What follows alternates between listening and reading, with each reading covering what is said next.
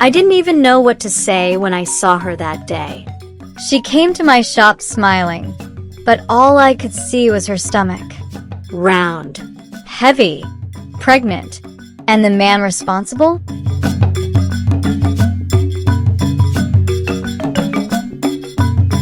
Let me take you through the journey of how I got here. Maybe you would understand better why men do what they do, why they are so wicked, no matter how good you are to them as a woman or a wife. Before all this, life in our small town in Nasarawa was peaceful. I sold provisions from my shop by the main road. My husband, Dennis, worked in a transport company. We were not what you'd call the rich. We were what you can call the middle class.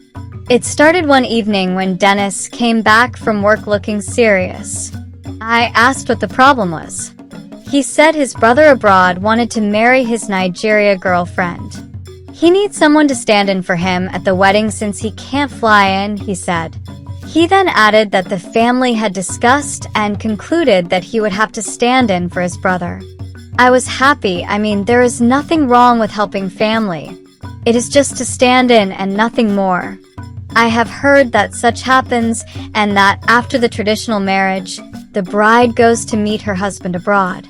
When my husband Dennis asked if I was okay with it, I said no problem. That was how the marriage plans began. Just before the proper preparations began, we gathered for a family meeting. His uncles and aunties were there and a few family members. We all shared roles and suggested how to make the traditional go smoothly, just as tradition demanded. The D-Day came. It was beautiful. I helped decorate. I helped dress the bride. I even stood by my husband Dennis, suggested what he should wear, and all. During the marriage, there were canopies everywhere. People came from far and near, congratulating my husband right before my eyes. He would tell them to my hearing that she's his brother's wife, so I did not suspect anything. During the photograph, Dennis stood in as the groom. Everyone knew he was only representing his brother. Or so I thought. I stood with Dennis as he took photos with her. People clapped and danced. Everyone was happy. After everything was done, she followed us back from the village. My husband rented a one-bedroom flat for her, just a few streets away. So she can be close in case your brother sends anything for her, he explained. When I asked why she's not leaving to join her husband, he told me that the process had just began and would take some time. It made sense and there was no reason to suspect anything. She is his brother's wife. Her name was Rita. Young, soft-spoken, and polite. I started helping her settle in. I gave her things from my shop. We went to the market together. Helped her with everything that should help her to be okay. It was nothing really. She is like a co-wife. Married into the same family, like I was. I was truly happy for her. The signs started, little things that did not look like anything I should worry about. I did not pay much attention to them as he would explain things to me that would satisfy and clear my doubts. Sometimes she would call Dennis late at night. He would step out to answer. Sometimes he would excuse himself and go to her house, coming back very late. I asked him once. It's her first time living alone, he said. She's scared. Though I was not comfortable, I let it pass, advising them to hasten the process of getting her papers ready for her to go settle down with her husband. I even went as far as talking to her about it, encouraging her to make sure the process of getting her papers were taken seriously and telling her to be patient for now. Months passed. I noticed she was adding weight. She said it was because she is just staying in one place, not working, not doing any business. I believed her. Until I saw her that day in my shop, stomach full and tight. Since I never had any reason to think that she could be pregnant, I believed every lie she had told me. I told her to try and exercise. One day, When she came to my shop where I sold provisions, I could not hold it back again, so I asked her gently, "Are you pregnant?" She looked away, then nodded. You can't imagine my surprise. I asked, "How is that possible? Did your husband come back any time, and we did not know?" What she said next threw me off balance. "My husband has always been around," she said with a shy smile on her face. "What do you mean?" I asked, not knowing what was going to hit me. "It's your husband's child," she whispered. My ears tingled. I did not believe what I heard. "What did you just say?" I asked again. "Exactly what you heard," she said, this time looking me straight in the eye. I couldn't feel my legs. I sat on the floor. I thought she was joking. "You mean Dennis?" "He said I'm his only wife," she replied. With that, she left my shop and went her way. If she is his only wife, what am I asked myself, expecting some kind of answers from nowhere. How I got home that evening is still a mystery to me, as I have no knowledge of myself going home from the shop. When I got home, I waited for Dennis to come home. When he arrived home, he carried the air of someone who expected me to be upset about something. Seeing him in that situation, I simply ignored him, served his food, and waited for him to want to eat. As soon as he sat on the dining table, "Who is Rita to you?" I asked. He looked at me, silent, not saying anything. "Answer me," I demanded, almost at the top of my voice. "She's my wife," he said finally. "I never had a brother abroad." I fell to the ground. I screamed so loud the woman next door became scared. She came knocking. "What is it?" she asked. I couldn't even talk. Tears were pouring. My chest was hot, pounding so loud I could hear it. He just stood there looking at me, not even trying to comfort me or raise me up from the floor. By morning, I called my family and informed them of what happened. My elder brother, furious, called his uncles and demanded for a family meeting to be held at our house. The families gathered. This time, it was not for celebration. His uncles sat ashamed. My brothers stood, angry. "You deceived her," my eldest brother asked angrily. Dennis said nothing. Rita, who was also present at the meeting, spoke up for the first time. "I didn't know he was married at first," she said, eyes swollen from crying. "He told me his family was looking for a wife for him because he was tired of waiting." She looked broken, just like me. Dennis' mother, who was also present at the meeting, finally spoke. "She was never kind to me in the past. You should have given him a child earlier," she said without remorse. "Men are not stones." I sat there, shaking. "You knew?" I asked. She looked away. Word spread fast in Nasarawa. At the borehole, market, even in church, people stared at me like I had horns. Some pitied me, others blamed me. She let another woman come close to her husband. I heard someone whisper one day at the market. Sleep disappeared from my eyes. I would sit on the floor of the sitting room, holding my pillow, crying in silence. My chest was always heavy. I started losing weight.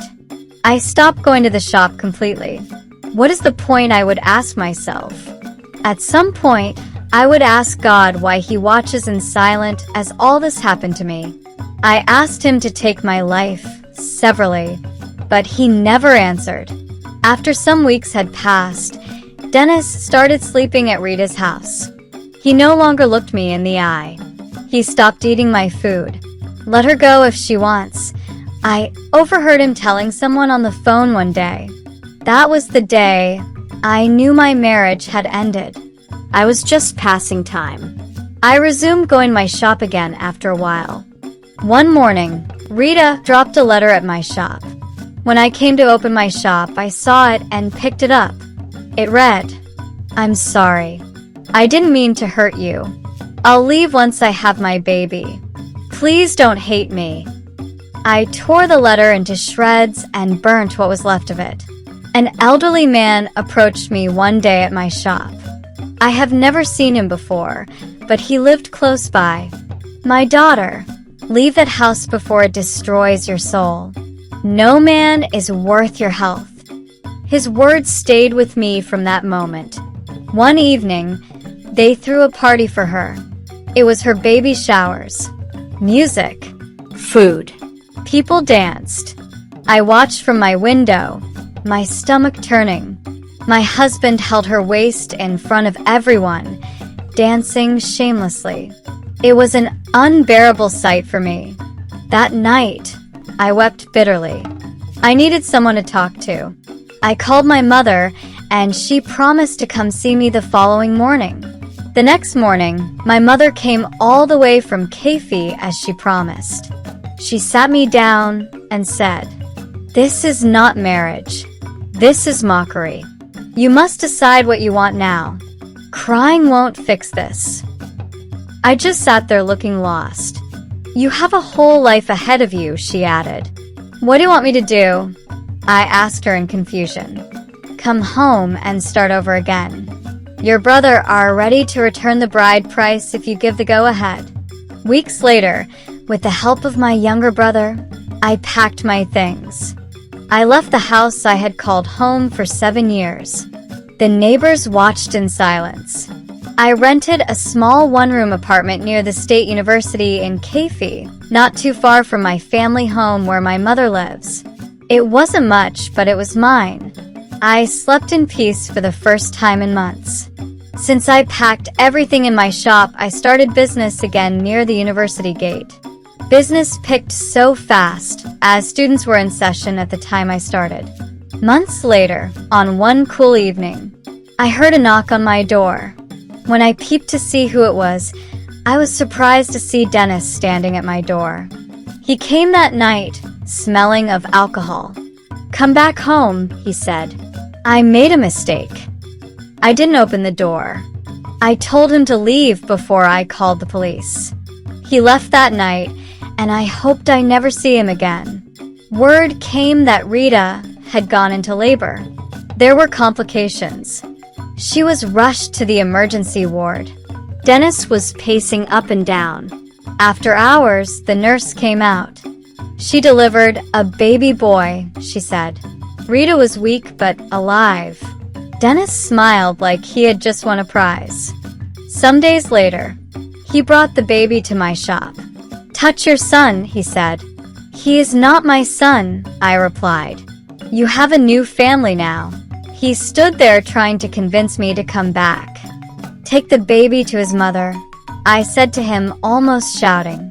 "And try to stay with your family this time," I added. After that, I got an offer to manage a bigger provision store in Niger State. It was far, but I accepted. I needed to start over. I needed to stay away from anything that reminds me of my past. After I had left, I heard from a neighbor that Rita had started crying at night. Loud cries. She would sit outside her house with the baby and stare at the road. She looked lost. Without me at home, Dennis had to juggle work and caring for Rita and the baby. He started coming late to work. He looked tired, angry. He was no longer the proud man from the baby shower. He was no longer the happy, hard-working man. He was gradually dwindling, losing focus. One afternoon, I was surprised to see Rita at my workplace in Niger State. She came all the way. She found me at the shop where I work. "I'm sorry," she said. "I know it doesn't fix anything, but I didn't mean to take your place." I didn't say a word. I just listened. When she was done, she turned and left. I got word that Dennis had lost his job. His transport company let him go after several customer complaints. He started drinking more, abandoning his role at home as a husband and a father. Another day, I met a customer in Niger who knew my story He said he saw Dennis just before traveling down to Niger. He's not doing well, he said. Looks like life is teaching him something. I only nodded. I don't know how to respond. Rita eventually left Nasarawa.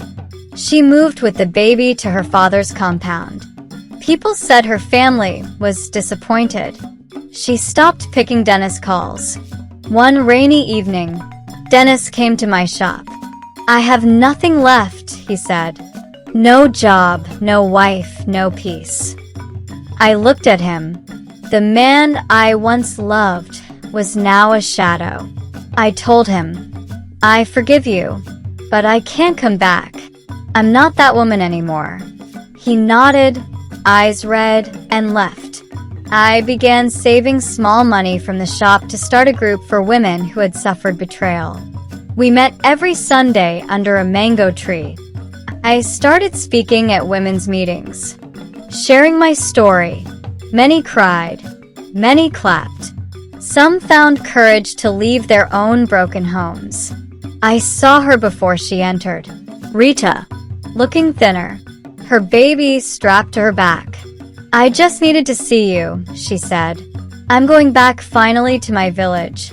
I can't stay with him anymore." We talked for hours. She cried a lot. I held her hand. "You are not my enemy," I told her. "You are a victim like me." One day, my phone buzzed. I looked, it was Dennis. I picked. "Are you happy now?" he said. "I lost everything because of you." I said nothing, just simply ended the call. That night, at a neighbor's naming ceremony, I laughed. From my belly, it felt strange. Good. Like I was waking up from a long nightmare. That night, I felt this inner peace. I knew I had forgiven him completely. When I got home, I wrote a letter to Dennis. Not for him, but for me. "I forgive you. Not because you deserve it, but because I want peace." Few weeks later, I met someone. His name was David. He was a customer that came to buy goods from the store. We had gone out for dinner dates on few occasions. After some times, our discussions drifted towards relationship. One evening, he waited for me after closing. Then he took me out to this beautiful restaurant. As we wait for the waiter, "I'm not rushing you," he said, "but if you ever want to try again, I'm here." I felt some butterflies in my stomach. Months later, I went back for a funeral. People looked at me differently. Some with guilt, some with respect. I had survived. After the burial, as I was passing, I saw him. He was by the roadside, unkempt, alone. When he saw me, he looked away. I didn't stop. When I returned back to Niger, David invited me to his sister's wedding. "No pressure," he said. "Just come and enjoy." I wore a yellow dress. People said I looked younger. That day at the wedding, I danced my heart out. In his arms, it felt like the world has no problems at all. I danced. Free. Not for any man. Not to cover pain. Just joy. Pure joy. Rita texted me one day. "I started tailoring classes," she wrote. "Thank you for not cursing me. I'm learning how to stand." I felt happy for her. At least she is starting a new life. One rainy night, I stood by my window and cried. But this time, they were not tears of sadness. They were cleansing tears. My soul got cleansed that night, and I felt so free. I felt so new. On my way home one evening, I met a strange woman on the road as I walked down my street. "I see light in your eyes," she said. "Don't ever let anyone dim it again." That word stayed with me. I saved enough to rent the shop beside mine back in Kefi. Business was growing. I hired another young girl to help me. Life was moving well by now. One day, 5 years had passed. I got a call from Rita's phone. When I picked, it was her son. He was 5 when he called with her phone. "Auntie, my mummy says you're a good person. I want to greet you." I just smiled and said thank you. One faithful day, I invited David for lunch. When we finished eating, I said to him, "I'm not perfect. I'm not looking for perfect," he said. "Just real." I nodded with a smile, and that was how a new love chapter started again for me. It didn't happen fast, but it happened. Slowly, Carefully. I opened my heart again, not out of loneliness, but because I wanted to. We got married and lived happily. Few months into the marriage, I became pregnant. 9 months later, we had a very beautiful baby girl. I felt complete. My life had moved from disaster to peace. Years later, Rita was also getting married. She sent an invite to with an attached note. "He knows everything," she wrote, "and he still chose me." I looked at the note for a long time and nodded. My final word to you that is listening to me: maybe you're in pain. Maybe your world just broke. I want you to know you will not die in it. Let them go. Save yourself. You can start again. There's nothing wrong with starting over. Kindly subscribe to our channel if you love beautiful stories like this. Like and comment so we can reach more people. Share this video to love one. Thank you very much. From the echoes of old, we love you.